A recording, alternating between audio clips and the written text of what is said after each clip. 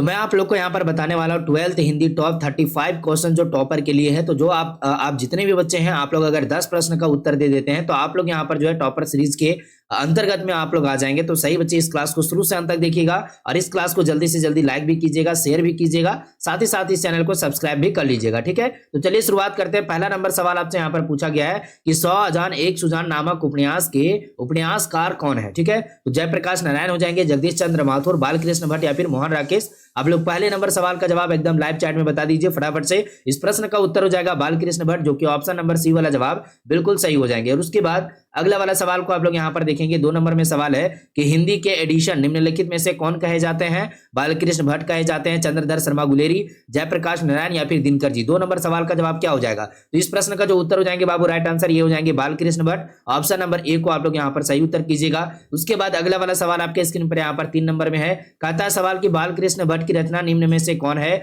बातचीत, जूठन, रोज या फिर प्रगीत और समाज। आप लोग को पता है कि यहाँ पर बालकृष्ण भट्ट जी द्वारा जो रचना किया गया है वो है यहाँ पर बातचीत।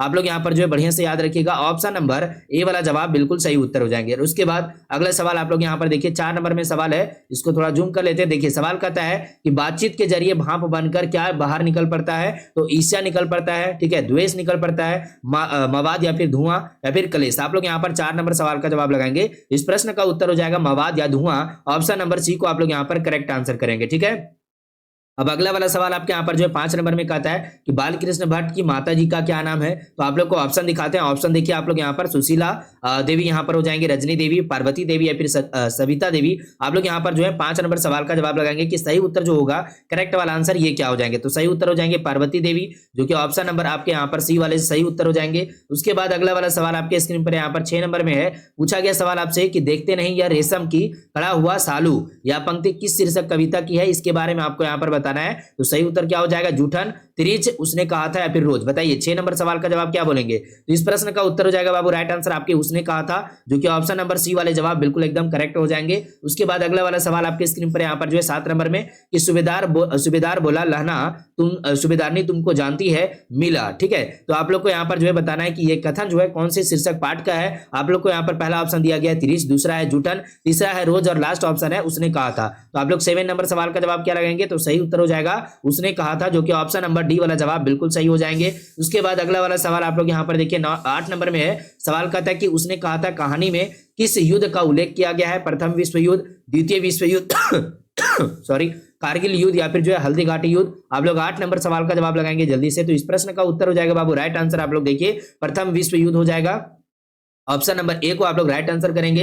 अगला वाला सवाल आपके यहाँ पर जो है 9 नंबर में है कि निमोनिया से मरने वाले को मुरब्बे नहीं मिला करते, यह जो युक्ति है किस शीर्षक पाठ से लिया गया है? आप लोग बताइए। उसने कहा था से लिया गया है, शिक्षा से, रोज से या फिर तिरिच से। आप लोग के सामने A B C D option आपके सामने यहाँ पर दिख रहा है। ठीक है, तो सही बच्चों को बताना है कि राइट आंसर क्या हो जाएगा। तो इस प्रश्न का उत्तर हो जाएंगे बाबू उसने कहा था, ऑप्शन नंबर ए वाले जवाब बिल्कुल सही हो जाएंगे। उसके बाद अगला वाला सवाल आपके यहाँ पर 10 नंबर में है। पूछा गया है कि वजीरा सिंह किस कहानी का पात्र है, इसके बारे में बताइए। आप लोग यहाँ पर पहला ऑप्शन कहता है कि उसने कहा था, दूसरा ऑप्शन है रोज, तीसरा ऑप्शन है तिरिच, लास्ट ऑप्शन है अर्धनारीश्वर। तो 10 नंबर सवाल का जवाब क्या होंगे? तो सही उत्तर है उसने कहा था, जो आपके ऑप्शन नंबर ए वाला जवाब राइट आंसर हो जाएंगे। अगला वाला सवाल आपका यहाँ पर जो है 11 नंबर में कहता है कि शिक्षा प्राप्ति के लिए अमेरिका कौन गए थे? बालकृष्ण भट्ट गए थे, चंद्रधर शर्मा गुलेरी गए थे, जयप्रकाश नारायण गए थे या फिर रामधारी सिंह दिनकर जी। आप लोग 11 नंबर सवाल का जवाब लगाइएगा जल्दी से।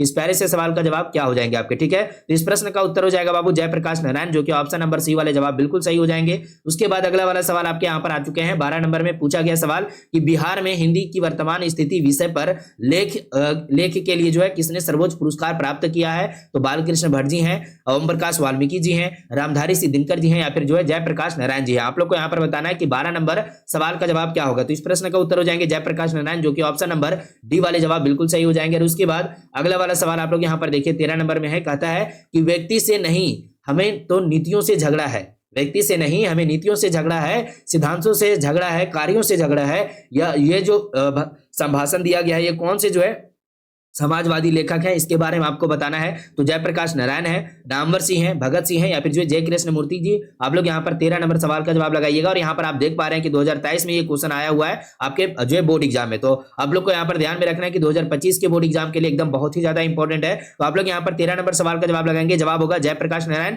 ऑप्शन नंबर ए को आप लोग राइट आंसर कीजिएगा। उसके बाद अगला वाला सवाल आपके यहाँ पर जो है 14 नंबर में है कि जयप्रकाश नारायण की रचना का नाम क्या है बाबू? तो तिरिच नाम है, जूठन, संपूर्ण क्रांति या फिर शिक्षा। बताइए आप लोग यहाँ पर 14 नंबर सवाल का जवाब क्या लगाएंगे? तो इस प्रश्न का उत्तर हो जाएगा संपूर्ण क्रांति, जो कि ऑप्शन नंबर सी वाला जवाब बिल्कुल एकदम सही उत्तर हो जाएंगे। उसके बाद अगला वाला सवाल देखिएगा आप लोग यहाँ पर ध्यान से। 15 नंबर सवाल कहता है कि छात्र आंदोलन का नेतृत्व स्वीकार करते समय जयप्रकाश नारायण की स्थिति कैसी थी? बुढ़ापा और बीमारी था, ठीक है, पूर्ण स्वस्थ थे, युवक थे, या फिर जो है जर्जर। आप लोग यहाँ पर 15 नंबर सवाल का जवाब लगा दीजिएगा, ठीक है। इस प्रश्न का क्या उत्तर होंगे? तो राइट आंसर हो जाएंगे बुढ़ापा और बीमारी, जो कि ऑप्शन नंबर ए वाला जवाब बिल्कुल सही हो जाएंगे आपके, है ना। उसके बाद अगला वाला सवाल को आप लोग यहाँ पर ध्यान से देखिएगा। अगला सवाल आपके स्क्रीन पर 16 नंबर में है, कहता है कि पराधीनता के कारण नारी और अपने अस्तित्व की अधिकारिणी नहीं रही, यह जो युक्ति है कौन से शीर्षक पाठ से दिया गया है? आप लोग को यह बताना है। अर्धनारीश्वर होगा, उस दानीरा हो जाएगा, या फिर जूठन होगा, या फिर रोज हो जाएंगे। आप लोग 16 नंबर सवाल का जवाब लगाइए जल्दी से कि प्रश्न का उत्तर आपके यहाँ पर क्या हो जाएंगे, ठीक है जी।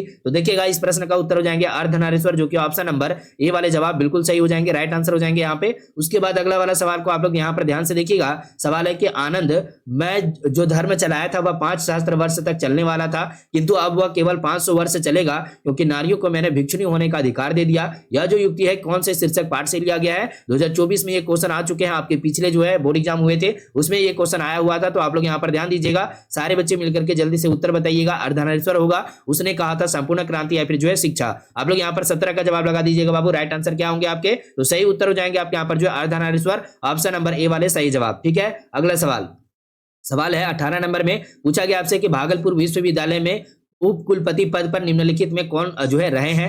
रामधारी सिंह दिनकर जी रहे हैं, नामवर सिंह रहे हैं, अशोक वाजपेयी या फिर रघुवीर शाह है। आप लोग 18 नंबर सवाल का जवाब लगाइएगा, ठीक है। यहाँ पर आप लोग देख पा रहे हैं कि 2024 में जो है यहाँ पर एग्जाम में पूछा गया ये सवाल। तो 18 नंबर सवाल का जवाब हो जाएंगे बाबू राइट आंसर आपके यहाँ पर। सही बच्चे ध्यान दीजिएगा, जल्दी से सही बच्चे उत्तर बताइएगा, ठीक है। तो यहाँ पर 18 नंबर सवाल का जवाब क्या हो जाएंगे? तो राइट आंसर हो जाएंगे प्यारे बच्चे आपके यहाँ पर ध्यान दीजिएगा, रामधारी सिंह दिनकर जी, जो कि ऑप्शन नंबर ए वाला जवाब बिल्कुल सही हो जाएंगे। उसके बाद अगला वाला सवाल आपके स्क्रीन पर यहाँ पर जो 19 नंबर में है, अर्धनारीश्वर शीर्षक निबंध में शंकर और पार्वती किस प्रकार का जो है रूप वर्णित करते हैं? यहाँ पर तो आदर्श होगा यहाँ पे, या फिर जो है यथार्थ हो जाएगा, ठीक है, कल्पित या फिर वास्तविक। आप लोग जो है 19 नंबर सवाल का जवाब लगाइएगा। लाइव चैट आपके लिए ओपन है, या फिर आप लोग कमेंट बॉक्स में भी आंसर कर सकते हैं। तो यहाँ पर जो 19 नंबर सवाल है, इस प्रश्न का उत्तर हो जाएगा कल्पित रूप, जो कि ऑप्शन नंबर सी वाला जवाब बिल्कुल सही हो जाएगा। और उसके बाद अगला सवाल आपके यहाँ पर सॉरी, यहाँ पर 20 नंबर सवाल को देखेंगे। सवाल है कि रामधारी सिंह दिनकर किस विश्वविद्यालय में उप कुलपति के जो है पद पर रहे हैं? यहाँ पर जवाब क्या होगा? भागलपुर विश्वविद्यालय, रांची विश्वविद्यालय, पटना विश्वविद्यालय या फिर जो है पाटलिपुत्र विश्वविद्यालय। यहाँ पर 20 नंबर सवाल का जवाब क्या हो जाएंगे बाबू? तो राइट आंसर हो जाएंगे आपके यहाँ पर भागलपुर विश्वविद्यालय, जो कि ऑप्शन नंबर ए में आपको यहाँ पर दिख रहा है, सही जवाब हो जाएगा। उसके बाद अगला वाला सवाल को आप लोग यहाँ पर देखिए। 21 नंबर में सवाल है कि अर्धनारीश्वर कल्पित रूप है, ठीक है। अर्धनारीश्वर जो कल्पित रूप है वो किसका है यहाँ पर? तो आप लोग को अभी जस्ट बताए कि शिव और जो है पार्वती का है। तो ऑप्शन नंबर ए को हम लोग यहाँ पर करेक्ट करेंगे, सही उत्तर बनाएंगे। और उसके बाद अगला वाला सवाल पे आ जाएंगे आप लोग यहाँ पर जो है 22 नंबर में सवाल है कि गांधारी जो थी वो किनकी जो है माता थी? ठीक है, दुर्योधन की माता थी, कृष्ण की माता थी, अर्जुन की माता थी या फिर बलराम की माता थी? आप लोग 22 नंबर सवाल का जवाब लगाइएगा बाबू यहाँ पर कि राइट आंसर आपके यहाँ पर क्या होंगे? तो सही उत्तर हो जाएंगे आपके दुर्योधन की माता थी गांधारी। तो ऑप्शन नंबर ए को आप लोग यहाँ पर करेक्ट आंसर करेंगे, सही उत्तर करेंगे। उसके बाद अगला वाला सवाल आपके यहाँ पर आ चुके हैं। 23 नंबर में पूछा गया है प्रेमचंद थे, प्रेमचंद जो थे वो क्या थे बाबू? गीतकार थे, कथाकार थे, फिल्मकार या फिर संगीतकार? आप लोग 23 नंबर सवाल का जवाब लगाइएगा जल्दी से। इस प्यारे से सवाल का जवाब क्या हो जाएंगे? तो इस प्रश्न का उत्तर हो जाएंगे बाबू यहाँ पर कथाकार, जो कि ऑप्शन नंबर बी वाला जवाब बिल्कुल सही हो जाएंगे। और उसके बाद अगला वाला सवाल को आप लोग यहाँ पर ध्यान से देखिए। 24 नंबर में सवाल है कि दिनकर का जन्म कब हुआ था? दिनकर जी का जो जन्म हुआ था वो कब हुआ था? आप सही बच्चे कमेंट करके आंसर कीजिएगा, ठीक है। इसका ऑप्शन आप लोग देख चुके हैं, यहाँ पर 23 सितंबर 1908 है, फिर यहाँ पर 22 दिसंबर 1912 है, फिर यहाँ पर देखिए 28 सितंबर 1911, 25 सितंबर 1913। तो आप लोग को यहाँ पर बताना है, इसका आंसर आपके कमेंट बॉक्स में आना चाहिए, ठीक है। सही बच्चे कमेंट बॉक्स में आंसर कीजिएगा। और उसके बाद अगला वाला सवाल पे चलिए। 35 नंबर सवाल आपसे यहाँ पर पूछा गया, ठीक है।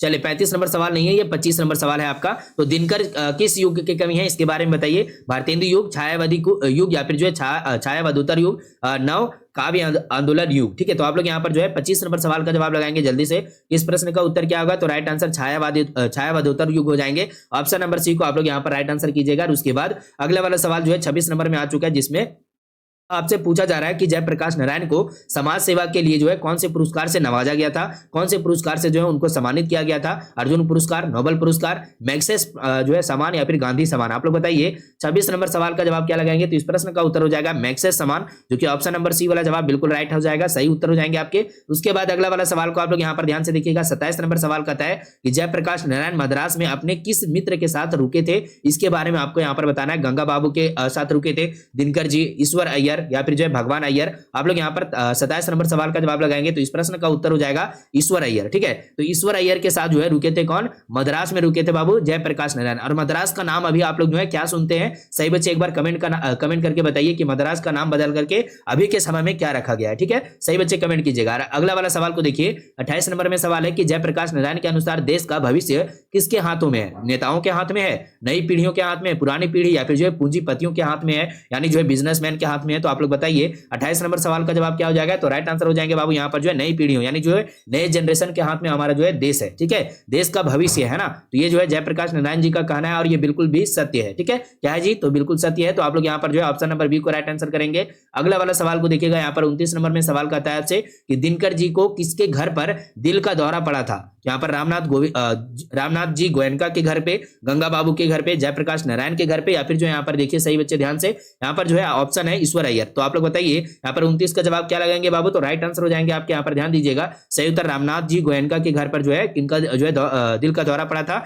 दिनकर जी को जो है दिल का दौरा पड़ा था। तो ऑप्शन नंबर ए को हम लोग यहाँ पर राइट आंसर करेंगे। और उसके बाद अगला वाला सवाल आपके स्क्रीन पर यहाँ पर जो है 30 नंबर में आ चुका है। कहता है सवाल कि संपूर्ण क्रांति का नारा किसने दिया था, संपूर्ण क्रांति का नारा किसने दिया था, तो दिनकर जी, जयप्रकाश नारायण, मोरारजी देसाई या फिर जो ईश्वर अय्यर। तो यहाँ पर 30 नंबर सवाल का जवाब हो जाएंगे बाबू राइट आंसर, यहाँ पर जयप्रकाश नारायण जी हो जाएंगे। और जयप्रकाश नारायण जी को हम लोग क्या बोलते हैं, लोकनायक के नाम से भी हम लोग जानते हैं। ठीक है, अगला वाला सवाल को देखिएगा आप लोग, यहाँ पर सवाल है 31 नंबर में पूछा गया आपसे कि चंद्रधर शर्मा गुलेरी किसके अभिभावक बनकर मेयो कॉलेज अजमेर में आए थे। तो आप लोग बताइए, राजा भोज के, राजा हरि सिंह के, खेतड़ी के नाबालिग राजा जय सिंह के, या फिर जो है राजा देवगुप्त के। आप लोग यहाँ पर 31 नंबर सवाल का जवाब लगाएंगे, तो इस प्रश्न का उत्तर हो जाएगा यहाँ पर खेतड़ी के नाबालिग राजा जय सिंह के जो है यहाँ पर अभिभावक बनकर के गए थे मेयो कॉलेज में, कौन बाबू, तो चंद्रधर शर्मा गुलेरी जी गए थे। तो ऑप्शन नंबर सी को आप लोग यहाँ पर राइट आंसर करेंगे। अगले वाला सवाल को आप लोग यहाँ पर ध्यान से देखिए, 32 में सवाल है आपका, पूछा गया कि कीरत सिंह कौन था। कीरत सिंह जो था वो कौन था, लहना सिंह का चाचा था, लहना सिंह के भतीजा, लहना सिंह के भाई, या फिर जो लहना सिंह के मित्र। आप लोग बताइए 32 का जवाब क्या बोलेंगे, तो राइट आंसर हो जाएगा लहना सिंह के भतीजा थे कीरत सिंह। तो ऑप्शन नंबर जो है बी को हम लोग यहाँ पर राइट आंसर करेंगे।